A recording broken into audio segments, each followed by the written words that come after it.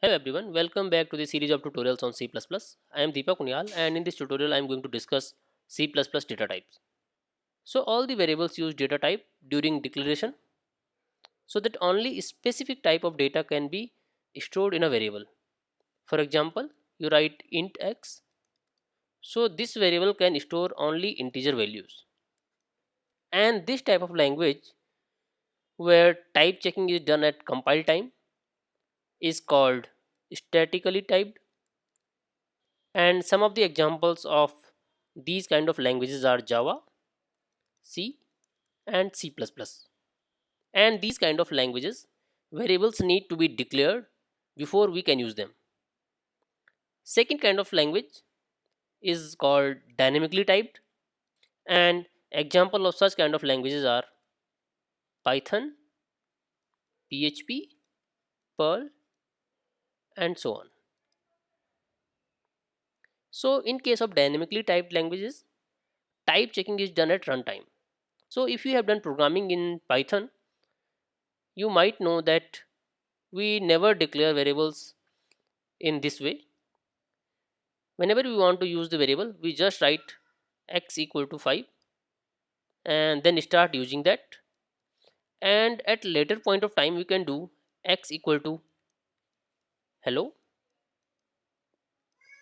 And here you can see that variable at this point was integer, but variable at later stage becomes string. So we can change the data type at some point of time, and this is possible in Python, right? But it is not possible in Java, C, or C++, because if it is declared integer, it cannot store string at any point of time in the program. So whenever a variable is defined in C++, compiler allocates some memory for that variable.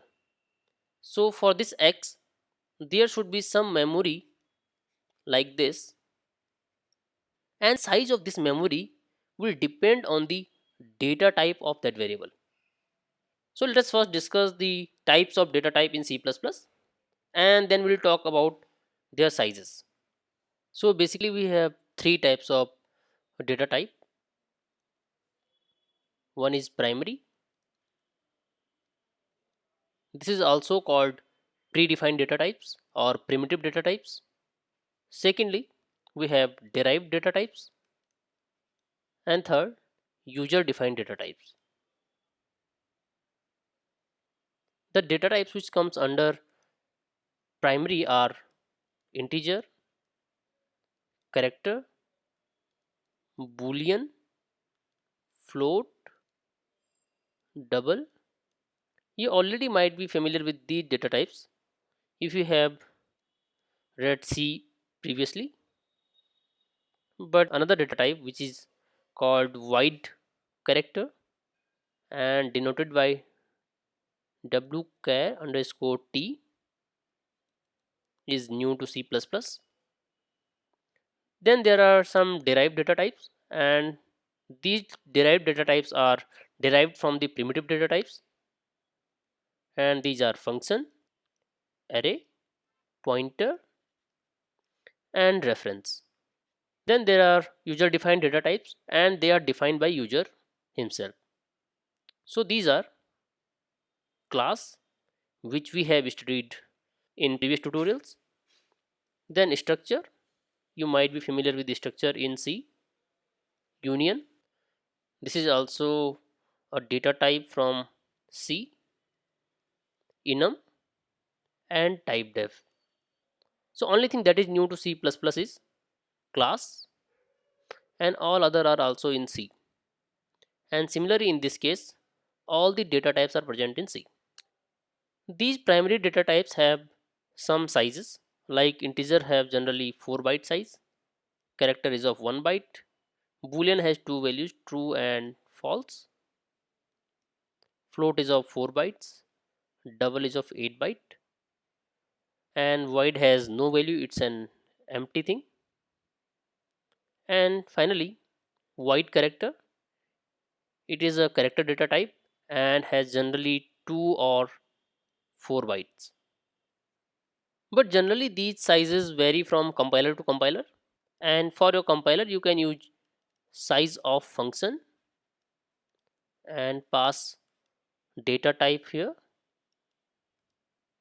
It will show you the size of particular data type for that particular compiler whichever you are running.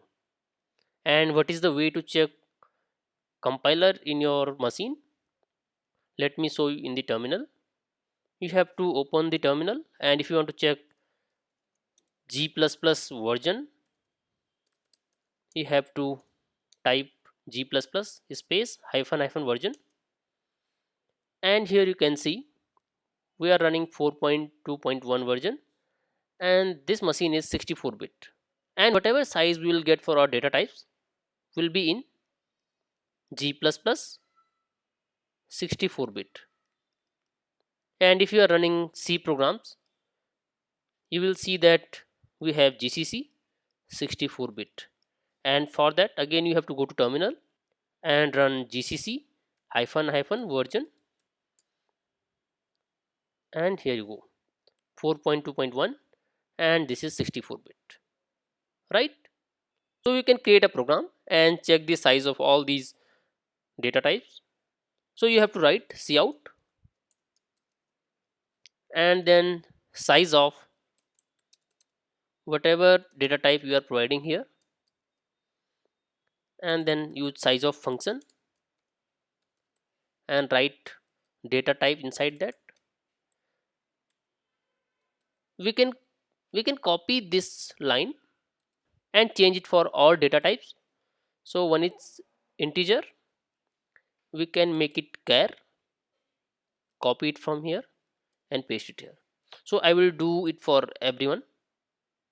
Now we have complete program. I will compile this,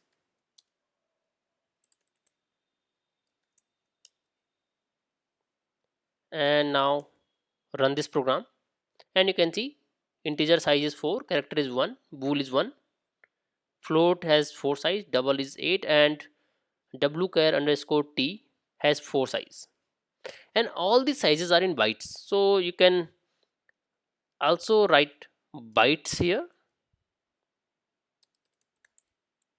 I will write it for every line and run the program again, compile the program again and run it, and now here is the output. So I think this is enough for this lecture. If you have any doubt or query regarding this, you can always type in the comments, and I will try to respond as soon as possible. So see you in the next tutorial with some new concept. Till then, thank you so much.